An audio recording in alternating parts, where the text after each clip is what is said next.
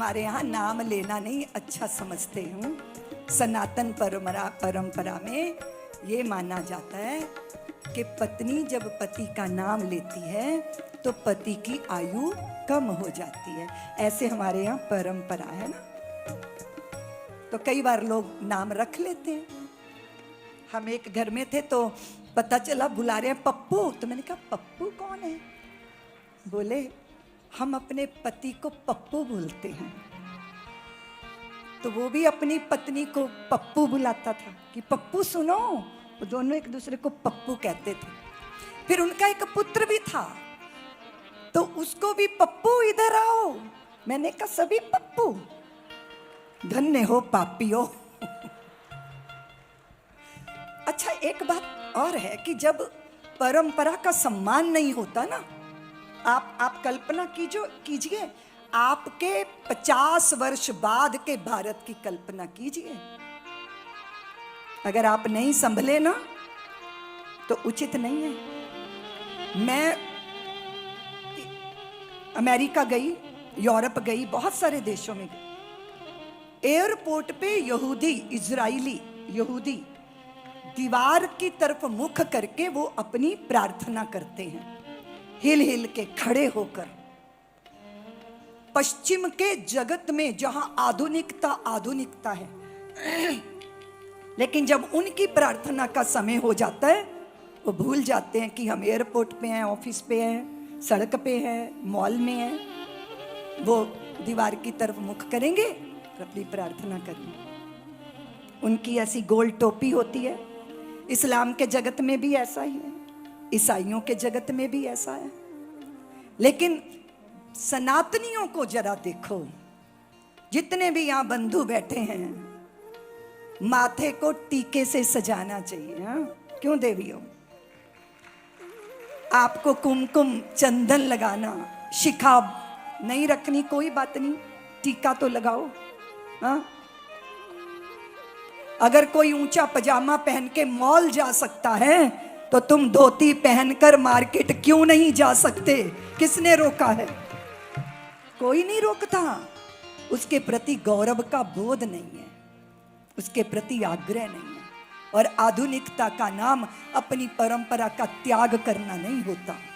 Modern होना चाहिए लेकिन पाश्चात्य नहीं होना चाहिए। सारा संसार अपनी निष्ठाओं में जीता है। पूज्य महाराज श्री महामंडलेश्वर जी का आगमन हो रहा है। सभी लोग करतल ध्वनि करके उनका स्वागत। श्री राम जय राम,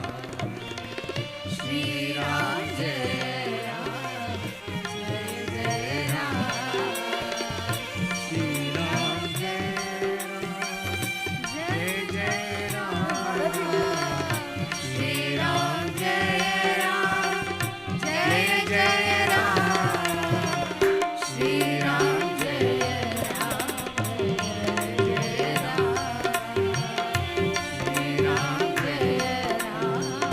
पूज्य महामंडलेश्वर जी महाराज की जय।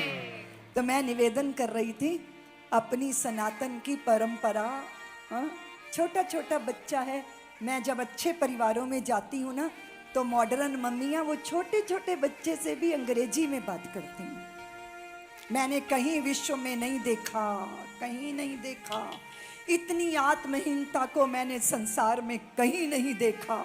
सब अपनी भाषा का, भेष का, भूषा का, परंपरा का सम्मान करते हैं। पर ये भारत को पता नहीं क्या हो गया, कौन सा विष चढ़ा है। ना अपनी भाषा, ना अपना भेष, ना अपना तरीका, नहीं कोई गौरव। अगर आपका जन्मदिन है तो कहाँ मनेगा? और वैसे भी अब आपके अपने घर में बैठक खाने की तो कोई जरूरत आपको है नहीं है। क्या जरूरत है? सारे आपके जन्मदिन होटलों में, और कदाचित बच्चों के जन्मदिन पर आप अन्नपूर्णा भगवती के चरणों में हवन कुंड में होम करते हुए माँ से आशीर्वाद दिलाओ, माँ मेरी संतान को मैंने जन्म दिया है। और अगर ये ध्रुव, प्रहलाद, भगत सिंह, राजगुरुदेव जैसी नहीं हुई तो मेरा जन्म देना इनको व्यर्थ हो जाएगा। इसलिए इनके जीवन में साधुता आए, शूरता आए, वीरता आए। ये आशीर्वाद कौन देगा? सस्ती वाचन के बीच में हमारे बच्चों के मंगल कार्य हों, ये नहीं होना चाहिए क्या? तुम ज्यादा ही दुनिया से मॉडर्न हो और अपना त्याग के। और याद रखना, अगर तुम्हारे साथ तुम्हारा धर्म रहेगा तो संसार में कहीं भी रहोगे, वहां अपना संसार बना लोगे। आज भी मैं अमेरिका, यूरोप के बहुत सारे देशों में जाती हूं, आपसे ज्यादा हिंदू हैं जो भारत से बाहर रहते हैं, आपसे ज्यादा हिंदू हैं। मंदिरों के निर्माण किए हैं, यज्ञशालाओं के निर्माण किए हैं, गौशालाओं के निर्माण किए हैं। तुम ज्यादा मॉडर्न हो।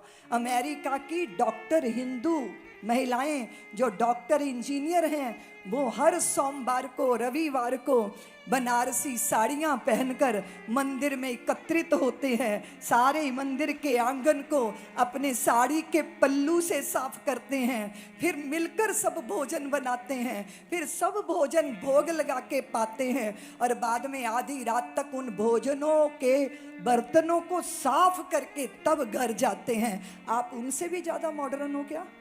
मैं आपसे पूछती हूँ। भगवान की पूजा अर्चना के लिए भी नौकर चाहिए, हाँ, सेवक चाहिए। और कदाचित सीखना है तो फिर सिख परंपरा से सीखो, जहां के लोग अपने केशों से अपने गुरुद्वारों के आंगन साफ करने की श्रद्धा रखते हैं। इसलिए, और फिर दूसरी बात है, आपके पास अगरबत्तियां, आपके पास जितनी भी पूजा की सामग्री है, उसमें ठाकुर के चित्र, उसमें भगवती के चित्र, गणपति के चित्र, और वो बाद में जब उपयोग कर लिए जाते हैं वो कचरा बनकर कचरे के ढेर पर पड़े होते हैं। दिल को कुछ होता नहीं, अंदर दर्द नहीं होता? मजाक बना है क्या देवी देवताओं का?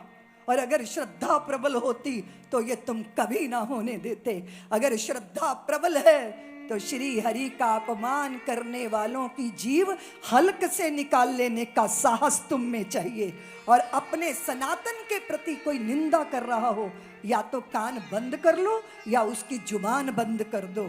ये होती है निष्ठा, ये होती है श्रद्धा। बेपैंदी के लोटों की तरह इधर उधर लुढ़कना, और उसके कारण श्रीहीनता आई है, उसके कारण इतनी बड़ी संख्या में होके कोई पूछता नहीं है। और मैं दूसरी बात करना चाहती हूँ, अभी कश्मीर फाइल फिल्म देख ली ना देवियों? तुमने नहीं देखी तो जाके देख लेना, कैसा अपमान हुआ भारत की देवियों का। देखा तुमने? नहीं चाहते ना कि कश्मीर जैसी घटनाएं पूरे भारत में हो, लेकिन बंगाल में तो हो रही हैं, केरल में तो हो रही हैं। यहाँ मेरे बीच में मेरे बहुत ही सुपात्र, बहुत मैं उनका आदर करती हूँ, सोहन भैया बैठे हैं, बजरंग दल का काम करते हैं। अभी एक हर्षा नाम के एक हमारे बजरंगी की हत्या हुई है, निर्मम हत्या हुई है। सत्य को कोई कहेगा तो गर्दन उतार देंगे लोग, बाकी समाज मौन बैठ के जब देखेगा तो उनका दुस्साहस बढ़ेगा। इसलिए तुम में साहस की कमी क्यों आई? क्योंकि तुम्हें श्रद्धा की शिथिलता हो गई। अपने धर्म के प्रति निष्ठावान होना जरूरी है। और मुझे बहुत आशा है भारत की देवियों से, मां तुमने ही चाहा था, भगत सिंह हुआ ना? तुमने चाहा तो हुआ ना? मां तू क्यों रोती है? तू मत रो, मेरी फांसी हो रही है, तू रो रही है।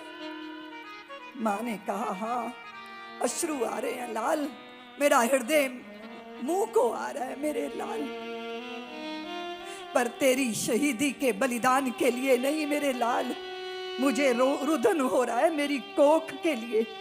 कदाचित मेरी कोख ने एक और भगत सिंह को जन्म दिया होता तो मैं उसको भी देश के चरणों में समर्पित कर देती।